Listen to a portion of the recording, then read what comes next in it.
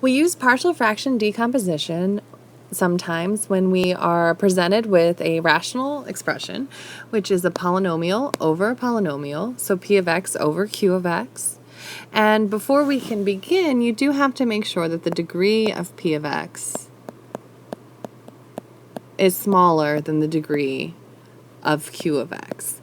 If not, then you can use long division to obtain a rational expression that you can use partial fraction decomposition that has this necessary condition right here. Probably the best way or to remind ourselves of how to do this is with an example.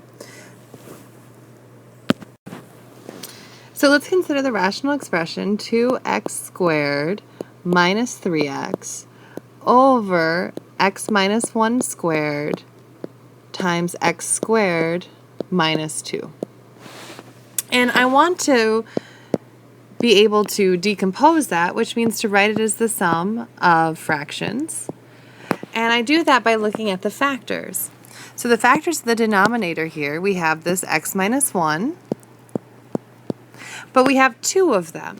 So we need to consider it twice by writing it once to the first power and another time to the second power. Then our other factor is this x squared minus 2, and there's only one of them, so it contributes this one fraction right here.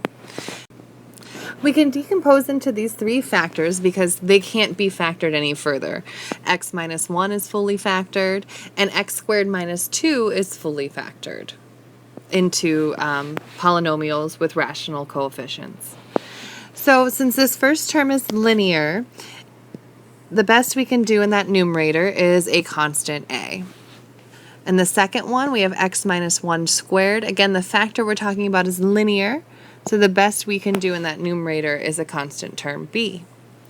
Now this last term is not linear, so it's possible that that numerator looks like 6x plus d, where c and d are both constants.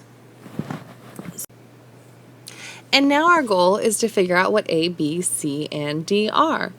Well, if I perform the actual addition here on the right-hand side, I should obtain the left-hand side. Now, in order to actually add this together, I need a common denominator. We know our common denominator is x minus 1 squared times x squared minus 2. So here I have to take a times an x minus 1 times an x squared minus 2. For the leftover factors of the common denominator. And the b, its denominator, is missing the x squared minus 2 term. And then the cx plus d needs to be multiplied by an x minus 1. And all of that will be over that common denominator of x minus 1 squared times x squared minus 2. Here I have an equality between two fractions. Their denominators are the same, and the only way for the equality to hold true is if the numerators are the same. So from that, we obtain that 2x squared minus 3x has to be equal to a times x minus 1 times x squared minus 2 plus b times x squared minus 2 plus cx plus d times x minus 1. And to begin solving this, what I'm going to start with is considering that this has to hold true for all x values. And I look at these linear terms here, right here and here, and then x minus 1. And if I consider when x is equal to 1, some nice things are going to happen. So when x is equal to 1, again, this equality has to hold true. So on the left-hand side, we have 2 times 1 squared minus 3 times 1. On the right-hand side, I have a times 1 minus 1. Oh, that's 0. So that a term there, that goes away. Then I have plus b times 1 squared minus 2. Plus c times 1, again x is 1, plus d times 1 minus 1 squared. Well, again, That 1 minus 1 is 0, so this whole term goes away. So on the left-hand side there, I have 2 minus 3, or negative 1, is equal to b times 1 minus 2, which is negative 1. Divide both sides by negative 1, and I see that b is equal to 1.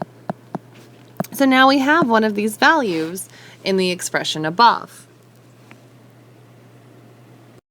So we can plug that 1 in for b, and now we have the equation 2x squared minus 3x is equal to a times x minus 1 times x squared minus 2 plus 1 times x squared minus 2 plus cx plus d times x minus 1 squared.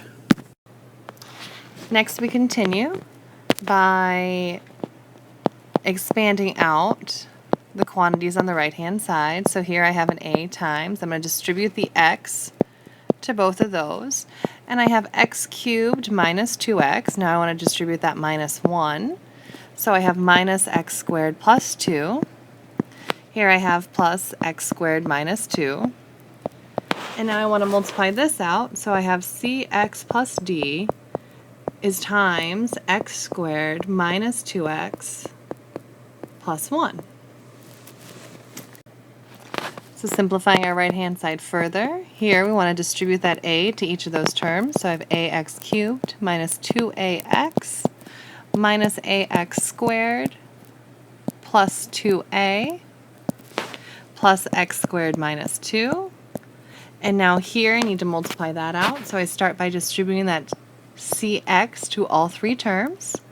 And I get cx cubed minus 2cx squared plus cx, and now I want to distribute the d to all three terms, so I have plus dx squared minus 2dx plus d.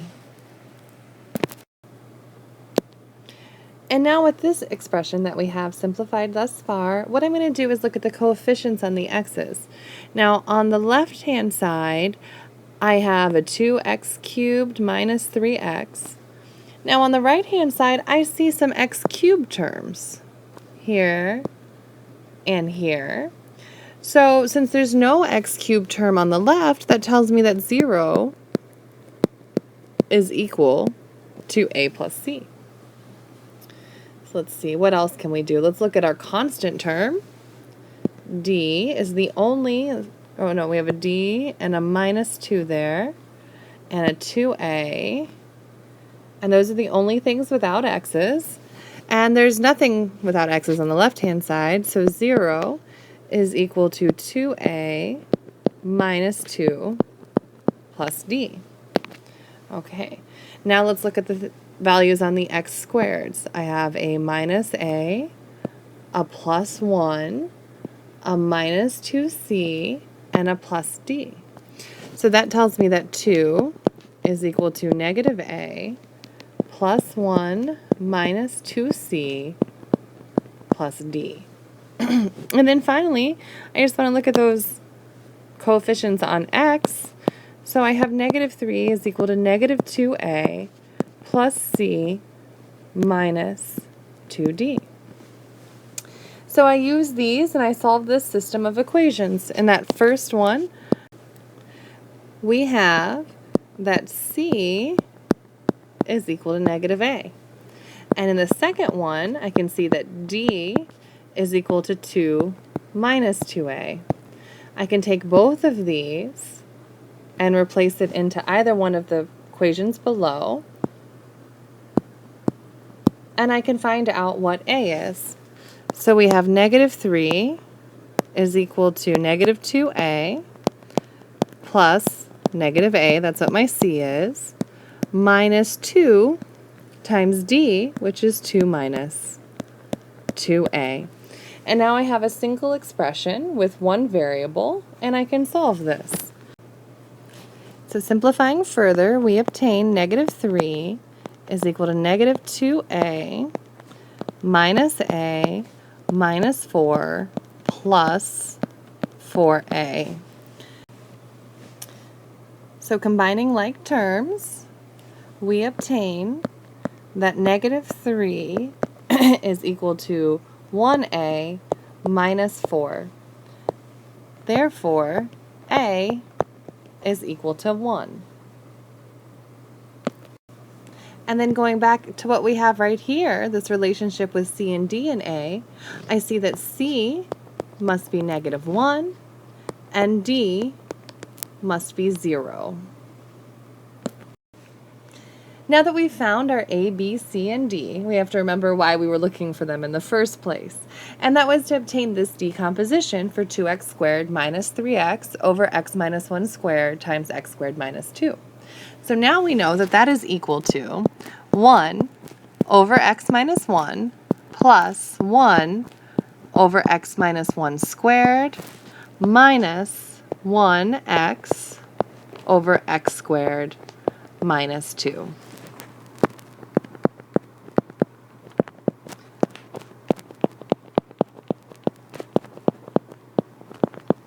And here we have our decomposition. So we've written our rational expression as a sum of rational expressions using the factors of the denominator.